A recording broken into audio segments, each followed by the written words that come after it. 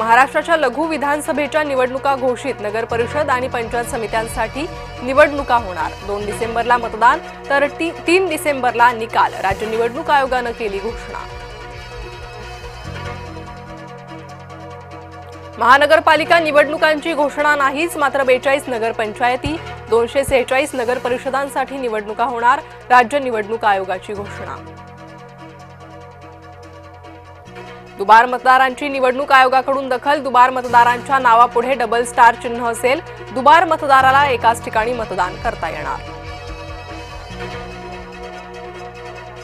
राज ठाकरेंची निवडणूक आयोगावर टीका, मतदार यादीतील घोळावर निवडणूक आयोगाचं उत्तर नाही, निवडणूक आयोग सत्ताधाऱ्यांच्या हाताचं बाहुलं, राज ठाकरेंचं ट्विट।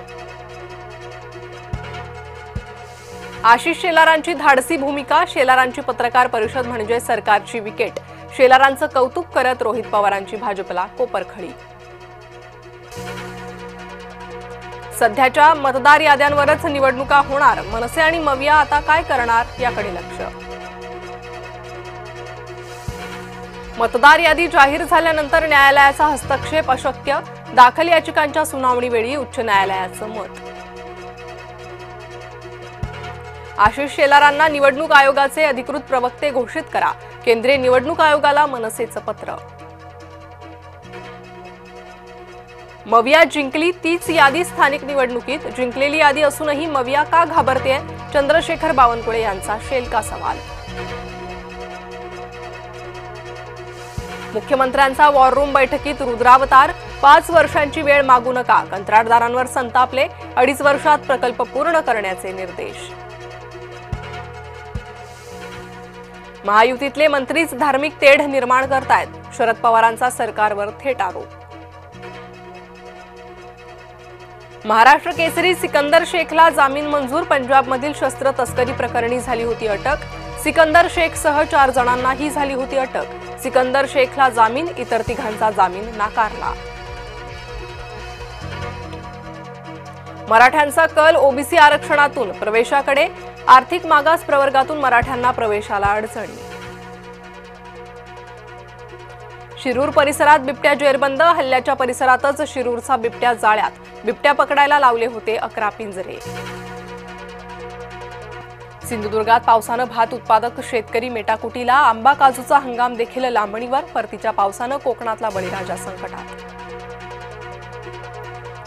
सिंधुदुर्गात खड्ड्यांवरून ठाकरे गट आक्रमक, कुडाळ मालवण मार्गावर ठाकरे गटाचं आंदोलन, वैभव नाईक यांच्या नेतृत्वात बैलगाडी आंदोलन।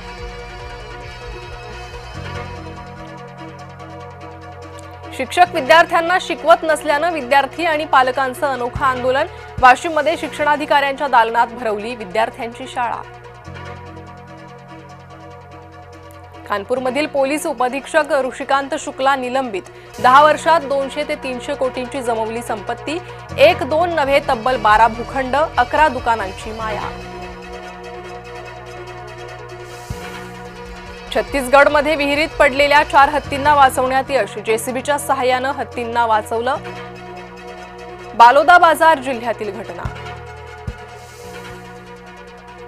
छत्तीसगडमध्ये ट्रेन मालगाडीला धडकल्यानं रेल्वे अपघातात 6 प्रवाशांचा मृत्यू, 12हून अधिक जण जखमी, अपघातात ओव्हरहेड वायर आणि सिग्नल सिस्टीमचं मोठं नुकसान। कॅनडाचा भारतीय विद्यार्थ्यांना मोठा धक्का, ऑगस्टमध्ये विद्यार्थ्यांचे 47% विद्यार्थी व्हिसा नाकारले, कॅनडाच्या इमिग्रेशन, रिफ्युजी आणि नागरिकत्व विभागाची माहिती। निष्पाप भारतीय 43 वर्षांपासून अमेरिकेच्या तुरुंगात, भारतीय वंशाचे सुब्रमण्यम वेदम यांना अखेर मिळाला दिलासा।